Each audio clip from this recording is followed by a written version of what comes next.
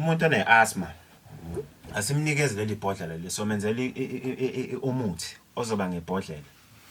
Leli bhodlela leli lithi ufika nesigubhu esingango-2 litre ngizokunikeza lo muthi noma ungasiphathi isigubhu esingango-2 litre. Ungasiphathi ngizokunikeza umuthi oyimvuthu.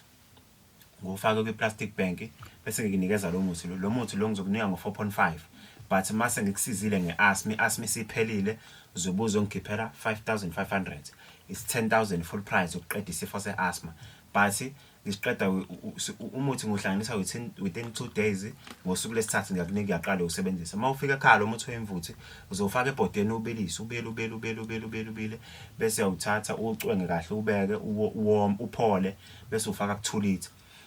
Ekseni mawuvuka ufaka into engangeglasi kulo muthi lo uyawuphuza. Mawusuphuzile lo muthi uqeda lapho uyarelaxa within 5 minutes. After 5 minutes ufaka amanzi ashisayo a5 litre.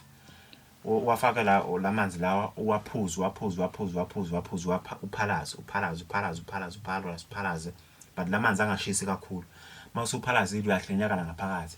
Ngekhazi zasemini mawuqeda kudla noma lunch uyaphinde futhi uyakha la kulokho isigubhu sakho utholethe ufaka la phakathi eglasini uyaphuza awusaphalazi. Ebusuku mawusulala uyaphinde futhi uyaphuza. Uzochamaka izokuhlupha lento ngokuchama uchame kakhulu lapho uyaklineka ngaphakathi. Lento uzoyisebenzisa within 4 days lembiza. Usuku lokuqala usuku lesibili usuku lesithathu usuku lesi4 ngosuku lesi5 usuqedile. Into yenzayo nje ukuphalaza uphuza iglass emini uphuza iglass ebusuku. After 4 days ngosuku lesi5 or lesi6 or lesi7 ngosuku lesi8 uye kadokotela oyi-check i-asthma uzoyifica ingasekho usuyabuza onginikeza imali yami ewu-5,500. I-asthma ngiyakwakhona ukuthi ngikunikeze imithi uyiqede nya ngoba i-asthma iyingozi yambulala umuntu. Uma ugogo noma uyikhehla ngisho ngathiwa ingane i-asthma ikwazi ukushaya ngisho ingane encane ena 15 years ibulawe i-asthma because lento uma ikushaya ikuphampa fast umoya uvaleke. Mawusuvalekile umoya already lapho uyawa. Mabe ngekho abantu eduze kwakho uyashona lapho. Ingane uzuyithengela isifutho ukuze uzokwazi ukusolve le nkinga ukuthi ingane ingalokho iphathana nesifutho lo ifutho.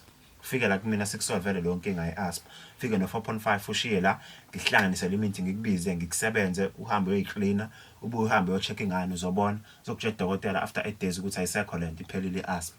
Ufike la kaMkhosi number yami ithi 078 733 6068 ku YouTube ngiyatholakala khona Dr. Mkhosi Sipilwane Mzobe TV channel.